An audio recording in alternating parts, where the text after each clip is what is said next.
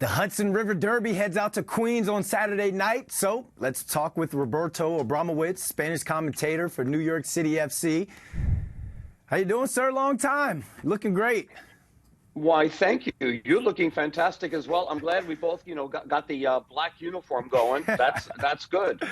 We're coordinated. We're in sync. I absolutely love it. Let's kick this thing off because let's start off by talking about the new stadium. The fans in all of the cities pretty hyped about that permanent stadium that's being built out in Queens for the franchise. But what are players and the people around the organization saying about it, and how is this stadium going to change, or what's it going to be for soccer culture here in New York City?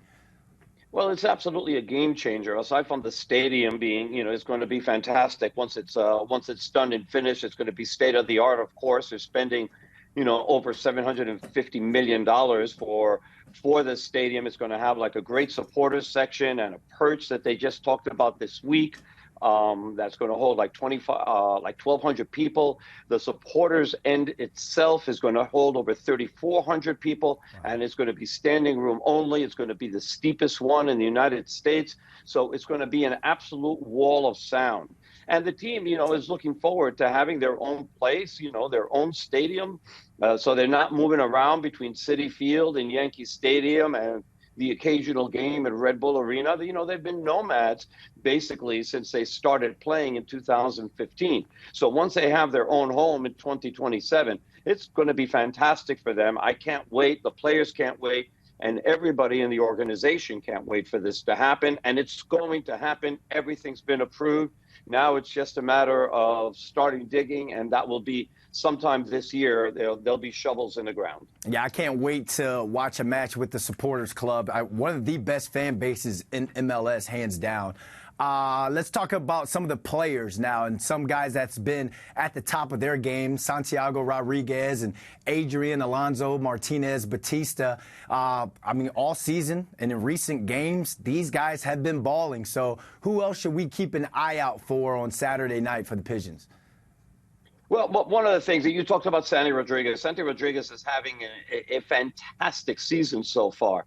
And in his last 7 matches where the team where he's contributed a goal, the team has a record of 5 wins, 1 tie, and 1 loss. I mean, he is really the guy who stirs the drink for New York City. And Alonso Martinez, who basically is a wing but can play center forward, has stepped in when Bakrar was injured, and then he has been scoring goals. He's got 3 goals, 2 of them from the center forward position.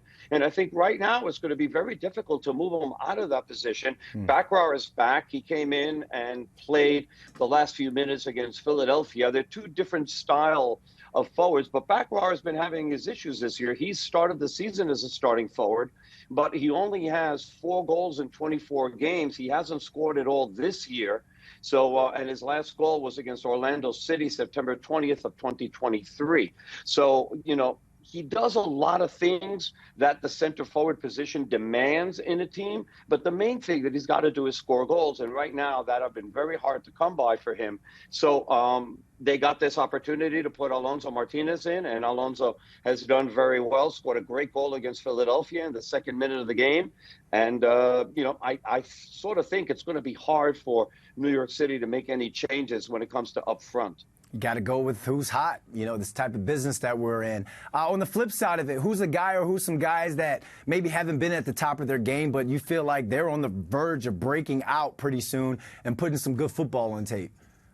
Well, I spoke about Bakrar, and we go back to him. He's the type of guy that, once he gets it going, I think New York City is going to be really formidable. As I said, he does so many other things away from scoring goals that he does very well. He defends well. He defends from the forward position well, meaning that he's tracking down defenders who have the ball.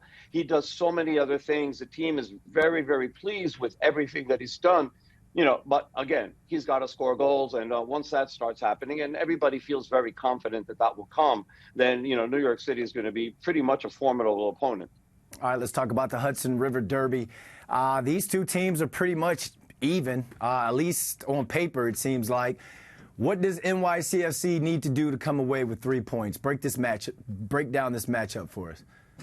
Well, they've got to continue to play the way they've been playing lately, which has been they've been scoring goals, and it doesn't matter if it's home or away. So aside from the Colorado game, they've been scoring at least 2 goals in their last 6 games, and so they've been playing very well up front that way. And obviously, they needed to score more goals because their margin of error in the back was very, very slim. And every time that they allowed a goal, there was a lot of people wondering, what's going on in the back. And then again, that's because the margin of error was so slim. The Red Bulls aren't the same Red Bulls that we're all accustomed to seeing. They've changed their way of playing with Sandro Schwartz, who's their new head coach.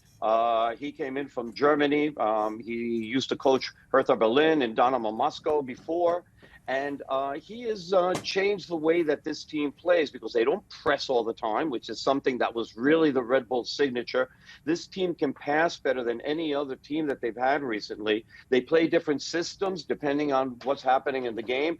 Emil Forsberg really has changed the way that they play in attack because that also allows John Tolkien to stay home a little bit more defensively. And they've got Lewis Morgan, who's healthy and leads them with 9 goals. So New York City's got to be really careful because he's really played well against New York City. And now this year he's played well against everybody. Yeah, it's going to be a great game, great matchup. And we got ourselves some rivalry football going down this weekend. Roberto, as always, man, we love it when you come on. Thanks for taking time out of your day. It's been my pleasure. Thank you very much for having me.